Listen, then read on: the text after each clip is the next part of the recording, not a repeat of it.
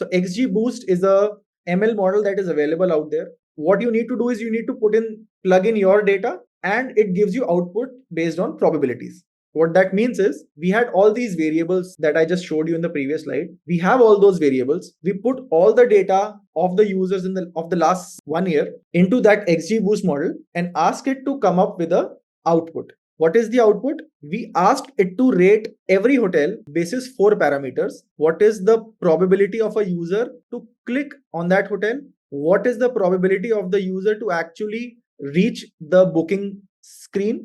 What is the probability of the user to actually book that particular hotel? And what is the probability of the user to actually show up at the hotel after booking? Because there is a lot of drop off between booking and actually showing up to the hotel. So we asked the XGBoost model to take all the data, apply decision trees on it basis the past 1 year's data, and give me probabilistic outputs on these 4 parameters.